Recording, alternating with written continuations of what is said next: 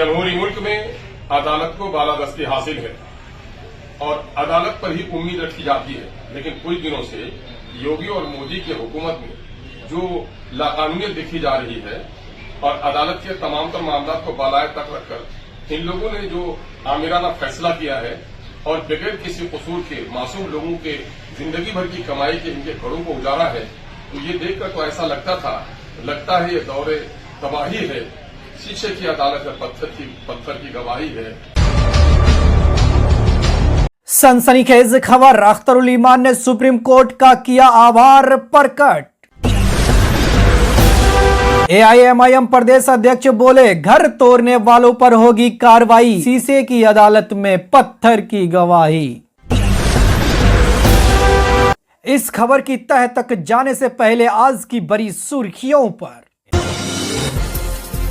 आपने अगर अभी तक मेरा चैनल को सब्सक्राइब नहीं किए हैं तो सब्सक्राइब कर दीजिए, और अगर वीडियो फेसबुक पेज पर देख रहे हैं तो लाइक, शेयर और कमेंट कीजिए। भोजपुरी एक्टर्स अक्षराज सिंह को हत्या की धमकी, कॉल करने वालों ने कहा 2 दिन में 50 लाख दो, नहीं तो जान से मार देंगे।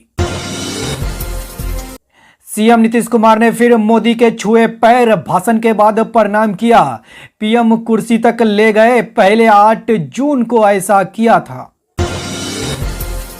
ततरी में शाम 5 बजे तक 50% वोटिंग, धर्मपुरा में मतदान को लेकर खूनी संघर्ष में 2 पक्ष के 6 लोग जख्मी, चुनाव में गड़बड़ी को लेकर 2 गिरफ्तार।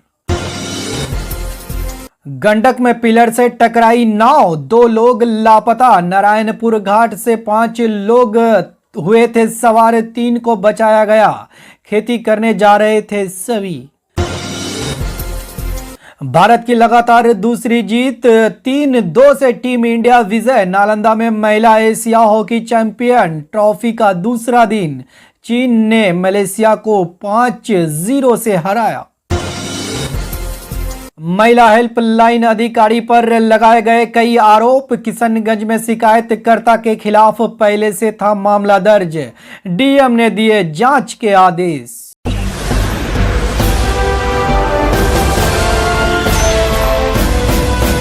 अब बढ़ते हैं आज की बड़ी खबरों पर। अख्तरुल ईमान ने सुप्रीम कोर्ट का आभार किया प्रकट।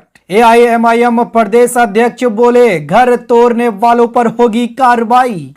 एआईएमआईएम बिहार प्रदेश अध्यक्ष सह विधायक अख्तरुल ईमान ने पीएम मोदी और उत्तर प्रदेश के मुख्यमंत्री योगी आदित्यनाथ पर जमकर निशाना साधा। उन्होंने कहा कि जब इस मुल्क में अदालत पर उम्मीद रखी जाती है, लेकिन कुछ दिनों से योगी और मोदी की हुकूमत ने नाकामी देखी जा रही है, इसमें सुप्रीम कोर्ट का आभार प्रकट करता हूं। साथ ही अख्तरुल ईमान ने कहा कि अब घर तोड़ने वालों पर कार्रवाई होगी। अख्तरुल ईमान ने कहा कि अदालत के सभी मामले को साइड में रखकर केंद्र ने अपने पक्ष में फैसला सुनाया है।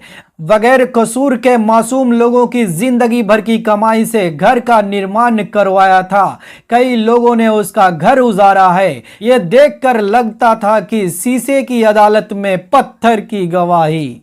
अख्तरुल ईमान ने सुप्रीम कोर्ट का आभार किया व्यक्त। प्रदेश अध्यक्ष ने कहा कि सुप्रीम कोर्ट ने फैसला सुनाया है, एक जिम्मेदार नागरिक के कारण सुप्रीम कोर्ट का आभार व्यक्त करता हूं।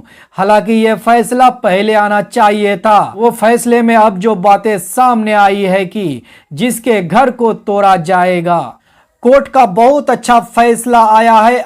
अब तक हम लोग न्यायालय पर उम्मीद रखते थे, मकान का मुआवजा दिलाया जाएगा, जिन लोगों ने घर तोड़ा है उस पर कार्रवाई की जाएगी। दुनिया में ऐसी कोई तमसील नहीं मिलती, कातिल ही सिपाही, कातिल ही मुहाफिज है और कातिल ही सिपाही है। बहरहाल आज जो कुछ सुप्रीम कोर्ट ने फैसला सुनाया है, एक जिम्मेदार नागरिक होने की हैसियत से शुक्रिया अदा किया जाना चाहिए। हालांकि ये फैसला बहुत पहले आना चाहिए था और फैसले में तो अब जो बातें आई हैं कि जिनके घर को तोड़ा जाएगा, क्यों तोड़ा जाएगा, वजह बतानी पड़ेगी, नोटिस देनी पड़ेगी, ईमेल से नोटिस देनी पड़ेगी, और अगर बिला वजह किसी के घर को तोड़ा गया है तो अफसरों की सर्जिलेंस होगी और उसके से जुर्माना लेकर उसके घर को बनाया जाएगा। एक अच्छा फैसला है। इस फैसले के लिए ओखला बिरादरी के लोग, जो सामाजिक कारकुन थे, जो मीडिया के लोग थे, पीसीआर के लोग थे, इन तमाम लोगों का हम शुक्रिया अदा करते हैं। अफसर अब कानून के दायरे में चलें, हुकूमत की दलाली न करें, उस पर भी तंबीह हो गई है।